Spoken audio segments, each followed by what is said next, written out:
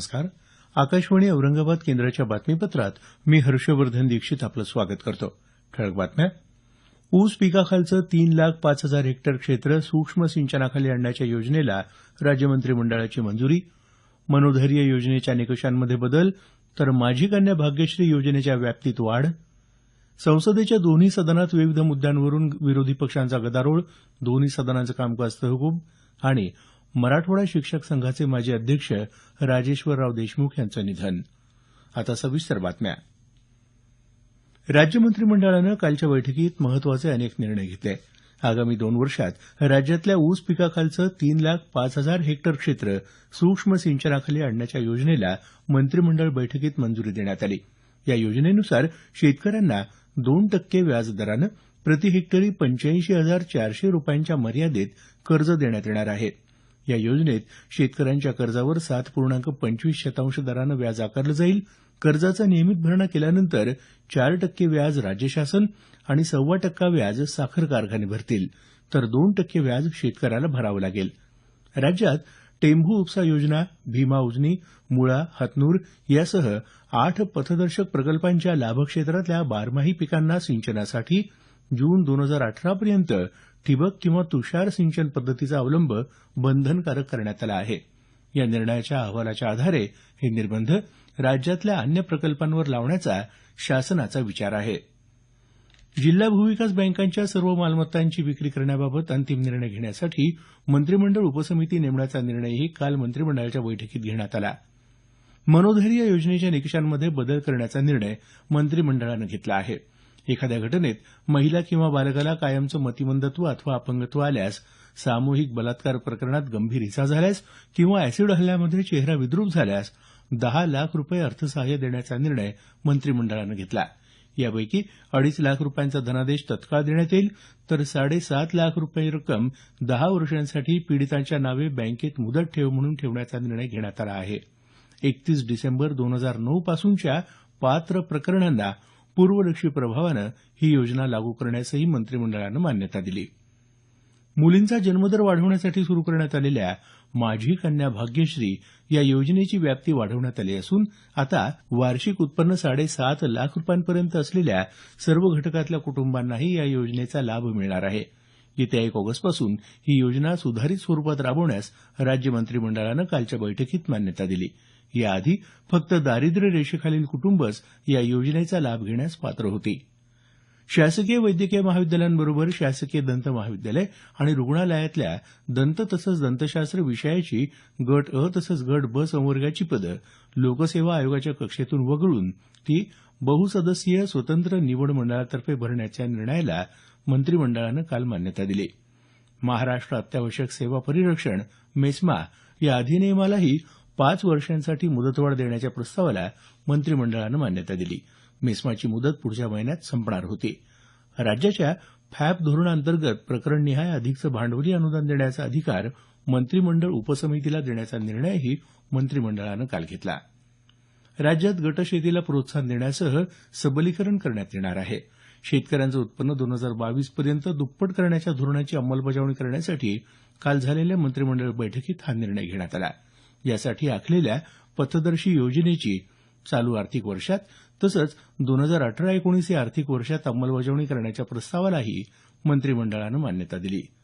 अनुसूचित जाती आणि नवबौद्ध तसंच अनुसूचित जमातीच्या शेतकऱ्यांसाठी राबवण्यात येणाऱ्या आदिवासी क्षेत्रांतर्गत किंवा क्षेत्राबाहेरील उपाययोजनांतर्गत ठिबक सिंचनासाठी 50,000 रुपये आणि तुषार सिंचनासाठी 25,000 रुपयांच्या मर्यादेत एकूण 90% अनुदान देण्याचा निर्णयही मंत्रिमंडळाच्या बैठकीत घेण्यात आला. राज्य शासनाच्या विविध विभागांतर्फे होणारी खरेदी केंद्र सरकारच्या गव्हर्नमेंट ई मार्केटप्लेस पोर्टलच्या कार्यपद्धतीनुसार करण्यासही मंत्रिमंडळ बैठकीत मंजुरी देण्यात आली. पावसाळी अधिवेशनाच्या दुसऱ्या दिवशी काल संसदेच्या दोन्ही सदनात विविध मुद्द्यांवर विरोधी पक्षांनी गदारोळ केल्यानं दोन्ही सदनांचं कामकाज वारंवार तहकूब झालं. लोकसभेत शेतकऱ्यांचा मुद्दा उपस्थित करत विरोधी पक्षांनी घोषणाबाजी केली, त्यामुळे कामकाज दिवसभरासाठी स्थगित झालं. राज्यसभेत अल्पसंख्याक आणि दलितांवर अत्याचार या मुद्द्यावरून गोंधळाचं वातावरण होतं. गोरक्षकाच्या मुद्द्यावरून विरोधकांनी केलेल्या गदारोळामुळे राज्यसभेचं कामकाज आधी 2 वेळा आणि त्यानंतर दिवसभरासाठी स्थगित करण्यात आलं. बहुजन समाज पक्षाच्या प्रमुख मायावती यांनी काल राज्यसभा सदस्यत्वाचा राजीनामा दिला. दलितांवर होणाऱ्या अन्यायाबाबत आपल्याला सदनात बोलू दिलं जात नसल्याचा आरोप त्यांनी राजीनामा देताना केला आहे. उपराष्ट्रपती पदाचे राष्ट्रीय लोकशाही आघाडीचे उमेदवार व्यंकय्या नायडू तसंच काँग्रेस प्रणित विरोधी आघाडीचे उमेदवार गोपालकृष्ण गांधी यांनी काल आपले उमेदवारी अर्ज दाखल केले. येत्या 5 ऑगस्टला ही निवडणूक होणार आहे. दरम्यान उपराष्ट्रपती पदासाठी उमेदवार म्हणून घोषित केल्यानं नायडू यांनी केंद्रीय मंत्रिपदाचा राजीनामा दिला होता.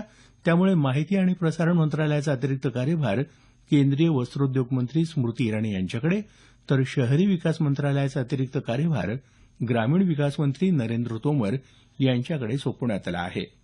हे बातमीपत्र आकाशवाणीच्या औरंगाबाद केंद्रावरून प्रसारित केलं जात आहे. आमचं हे बातमीपत्र newsonair.com या संकेतस्थळावरही उपलब्ध आहे. राज्यात कालही अनेक भागात पावसानं दमदार हजेरी लावली. कोल्हापूर, सातारा, सोलापूर, रत्नागिरी जिल्ह्यात जोरदार पावसामुळे नद्यांच्या पाणी पातळीत वाढ झाली आहे. अहमदनगर जिल्ह्यात भंडारदरा धरणक्षेत्रात जोरदार पाऊस झाला असून धरण 65% भरलं आहे. जिल्ह्यातल्या 12 प्रकल्पांपैकी निळवंडे, मुळा, आढळा या प्रकल्पाच्या पाणीसाठ्यात वाढ होत आहे. सध्या मुळा नदीपात्रात 11,000 घनफूट प्रतिसेकंद तर प्रवरा नदीपात्रात 300 घनफूट प्रतिसेकंद वेगानं विसर्ग सुरू आहे. जालना जिल्ह्यात अंबड, परतूरसह अनेक ठिकाणी काल पावसानं हजेरी लावली. लातूर जिल्ह्यातही काल पावसाच्या हलक्या सरी कोसळल्या. उस्मानाबाद, नांदेड आणि हिंगोली जिल्ह्याच्या विविध भागात कमी अधिक प्रमाणात पाऊस झाल्याचं वृत्त आहे. बीड जिल्ह्यात काल सकाळपासून पावसाची संततधार सुरू होती. शहरात 3 दिवसांपासून सूर्यदर्शन झालं नसल्याचं आमच्या वार्ताहरानं सांगितलं आहे. समाधानकारक पावसामुळे दुबार पेरणीचं संकट टळल्यानं शेतकरी सुखावला आहे. परभणी जिल्ह्यात पाथरी तसंच मानवत तालुक्यात काल दिवसभर पावसाची भुरभर सुरू होती. जिल्ह्यातल्या शेतकऱ्यांना मात्र अद्याप मोठ्या पावसाची प्रतीक्षा आहे. मराठवाडा शिक्षक संघाचे माजी अध्यक्ष राजेश्वरराव देशमुख यांचं काल लातूर इथल्या रुग्णालयात निधन झालं. ते 81 वर्षांचे होते. गेल्या काही दिवसांपासून त्यांच्यावर लातूर इथल्या रुग्णालयात उपचार सुरू होते. बीड जिल्ह्यातल्या परळी इथं काल सायंकाळी त्यांच्या पार्थिव देहावर अंत्यसंस्कार करण्यात आले. परळीतल्या वैद्यनाथ विद्यालयात शिक्षक आणि मुख्याध्यापक म्हणून त्यांनी काम पाहिलं. वैद्यनाथ देवस्थान समितीचे संचालक, जवाहरलाल नेहरू संस्थेचे संचालक पद सांभाळण्यासह अनेक सामाजिक कार्यात त्यांचा सहभाग होता. परभणी जिल्ह्यात वनविभागाच्या 2 कर्मचाऱ्यांना 2,000 रुपये लाच घेताना काल रंगेहात अटक करण्यात आली. वनपाल धनंजय मुळे आणि वनमजूर अंकुश जाधव अशी या दोघांची नावं असून जप्त केलेलं लाकूड परत करण्यासाठी या दोघांनी लाच मागितली होती. जिंतूर तालुक्यात एलदरी कॅम्प इथं ही कारवाई करण्यात आली. विजेच्या कोणत्याही कामासाठी झिरो लाईनमन अर्थात खासगी लाईनमनचा वापर केला जाणार नाही. तसंच अशा प्रकरणात अपघात झाल्यास त्याची जबाबदारी घेण्याबाबतचं लेखी प्रतिज्ञापत्र महावितरण कंपनीचे सहाय्यक अभियंता आणि लाईनमनकडून भरून घेतलं जात आहे. महावितरण कंपनीच्या लातूर परिमंडळाचे मुख्य अभियंता राजाराम बुरोडी यांनी काल वार्ताहरांशी बोलताना ही माहिती दिली. दरम्यान कामाच्या ठिकाणी हजर राहत नसलेल्या 60 कर्मचाऱ्यांविरुद्ध कारवाई करण्यात आली असल्याची माहिती यावेळी देण्यात आली. जालना जिल्ह्यातील वाहतूक व्यवस्था सुरळीत व्हावी यासाठी जिल्ह्यात पर्यायी रस्ते विकासावर भर देण्यात येत असल्याचं राज्याचे पशुसंवर्धन मत्स्य व्यवसाय राज्यमंत्री अर्जुन खोतकर यांनी सांगितलं. जालना घनसावंगी दरम्यान होणाऱ्या पर्यायी रस्त्याच्या कामाची पाहणी करताना ते बोलत होते. शेवटी पुन्हा काही ठळक बातम्या. ऊस पिकाखालचं 3,05,000 हेक्टर क्षेत्र सूक्ष्म सिंचनाखाली आणण्याच्या योजनेला राज्य मंत्रिमंडळाची मंजुरी.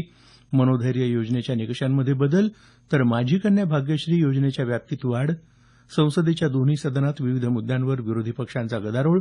दोन्ही सदनांचं कामकाज तहकूब आणि मराठवाडा शिक्षक संघाचे माजी अध्यक्ष राजेश्वरराव देशमुख यांचं निधन. याबरोबरच हे बातमीपत्र संपलं. आमचं यानंतरचं मराठी संक्षिप्त बातमीपत्र सकाळी 10 वाजता.